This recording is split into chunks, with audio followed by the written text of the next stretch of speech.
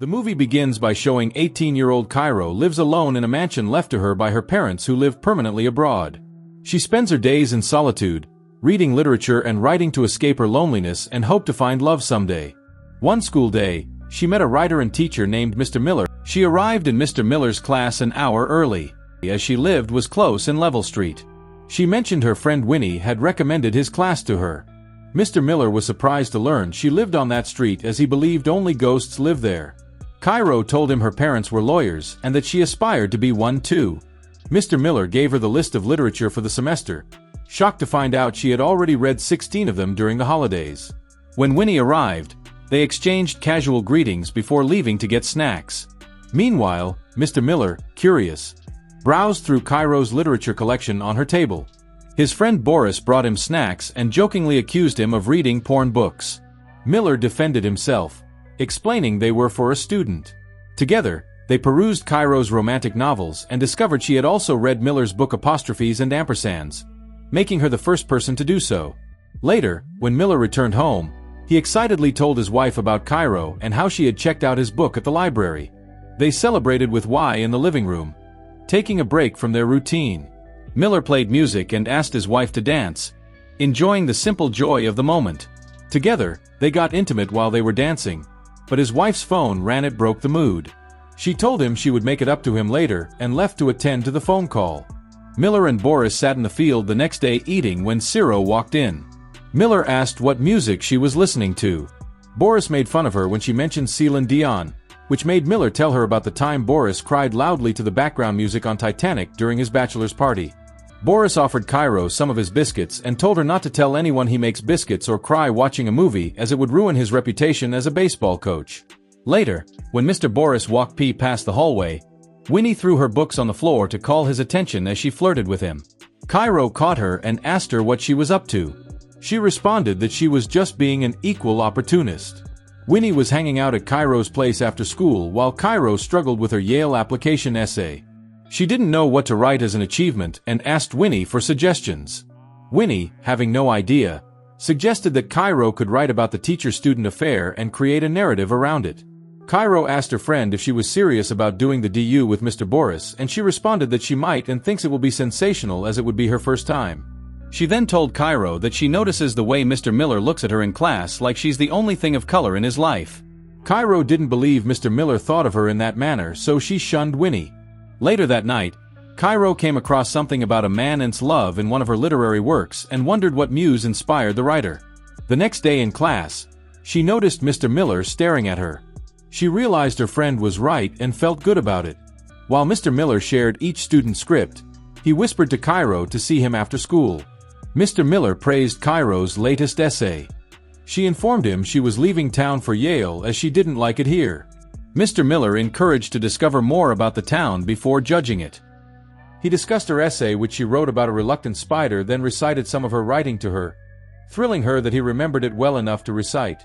He applauded her and praised her intelligence, suggesting she write a short story in the style of her favorite author, which could be a highlight of her application essay to Yale. Cairo said she would be thrilled to write the story. Cairo mentioned she had read Miller's book. He revealed that 3 interviewers had criticized it for lacking ambition, but Cairo disagreed, describing it as grand and tragic, a romantic horror. She recited part of the book, including the madman's love, which pleased Mr. Miller. He admitted it was the first thing he wrote that felt tangible. Cairo asked why he hadn't written in a while, and when he couldn't find a clear reason, she concluded he was uninspired and challenged him to write something. When he stumbled in, and Cairo used it as an excuse to leave, claiming Winnie was hungry at home. Miller's wife was impressed and asked about Cairo, and Miller explained Cairo was more extraordinary and talented than Winnie. Boris added that Miller was coaching her to be like him, but Miller simply admitted he loved teaching. His wife agreed that he was better suited to teaching than writing, especially since he stopped writing on his own after his work received negative reviews. She challenged him, suggesting he knew how to write but chose teaching because of the criticism his writing received. Cairo went to the poetry salon. Miller advised her to hoping to see Mr. Miller. After sitting down, Mr. Miller joined her and they talked for a while before Elliot, a 3-time award winner, took the podium to read his work. Afterward, Miller and Cairo stood in the courtyard, and she admitted she had expected the readings to be bad but was pleasantly surprised by how good they were. They shared a cigarette and Cairo realized she was not only falling for him but also that they were both outsiders who understood each other. Cairo was looking gorgeous in her dress, and this grabs the attention of Miller and Boris. Cairo suggested Boris could sell his biscuits to raise money for his baseball team, with Winnie helping him design a logo. Boris agreed and went inside. Cairo sat beside Miller and he offered her a cigarette. Miller's wife texted him suggesting they go on a weekend getaway, which excited him. In class, they found Miller packing for his weekend getaway with his wife. Cairo told him she had chosen him as the basis for her story because of his unconventional style, which he appreciated. He bid them goodbye and left. Later, Winnie exaggerated how Ciro was seducing Mr. Miller, and Mr. Boris came in informing Winnie about Cairo's idea for his biscuits and asking for her help with the logo. Winnie agreed to help and asked for Mr. Boris's phone to type out the details. Cairo complained she couldn't find her phone, so Winnie called her number with Mr. Boris's phone and placed it in her bra. Mr. Boris requested his phone when they reached the door, and Winnie retrieved it from her bra and handed it to him. After waiting for his wife for 40 minutes as she tended to business, Miller received a call from an unfamiliar phone in his bag. It was Cairo calling and her phone was in his bag. He told his wife he needed to drop something off for a student. When he reached Cairo's house to return in the phone, she was dressed in a dinner dress and moved very close to him in the rain, kissing him. Miller stared at his laptop screen when Cairo sent him the story he had asked her to write. Back home, he printed Cairo's story and began reading. In Cairo's story, Mr. Miller, referred to as Mr. Murphy, drove to her driveway. They moved inside while she smoked in front of him. Mr. Murphy took the cigarettes from her hands, instructed her to read to him, and as she picked up his book, he guided her face to the edge of the bed, showing her where to read. They engaged in intercourse while she read. The next day in school, Mr. Miller told Cairo to pick another author and write something else. He said what she wrote was pornographic and unacceptable. Cairo countered that it was their story and he couldn't just disregard the story or them after he inspired it. Mr. Miller threatened to fail her if she didn't rewrite the essay and made it clear to her that the only relationship that could ever happen between them is that of teacher and student, and whatever she feels is more for her to deal with. Cairo told him that the problem was not with her writing because it was really good, but that the problem was that he once thought he could amount to something but he didn't have the courage for it. She explained that the reviewer's comments about his first book meant that he wasn't brave enough to be better, was deliberately impotent, and was mediocre. She dared him to fail her, but he must make sure it means something to him because the cost will be very high. She concluded that he must be a disappointment to those who thought he'd be great, and that was why he hides himself in the small town. She left his class feeling heartbroken and left school. She cried and drank heavily, with Winnie sitting with her when she got home. Miller also complained of a bad day when he got home and his wife offered him some alcohol. Cairo told Winnie that she said many things to affect him and he is a pretender.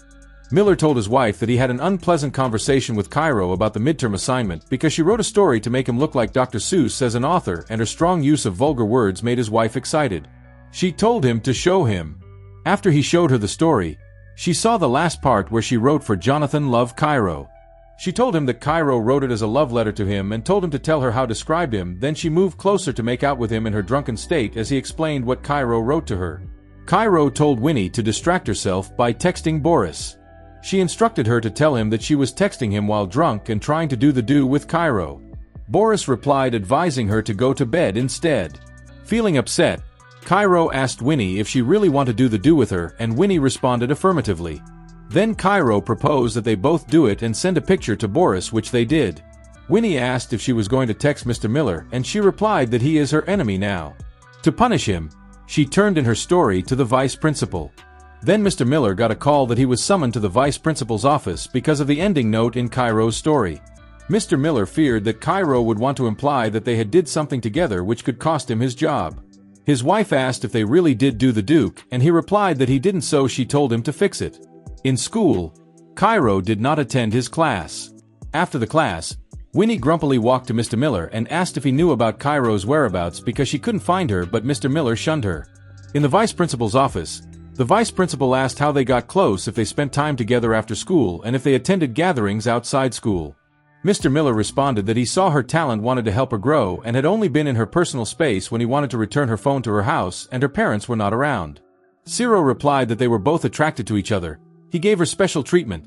They went to a poetry party together, and he had even gone to her house when her parents were not in town. Mr. Miller's words didn't count against Cairo, so he got suspended.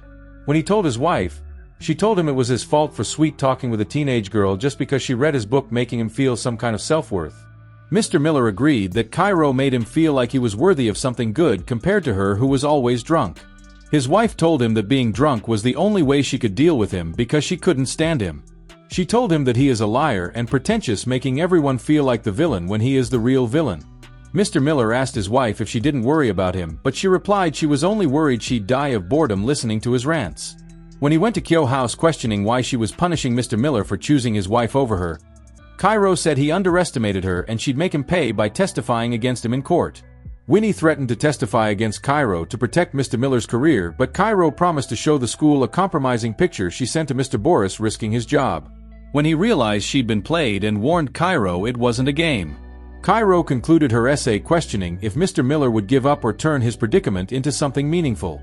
She felt like an adult, realizing she'd be accountable for her choice voices. Despite the pain, she believed the experience would shape her into something new.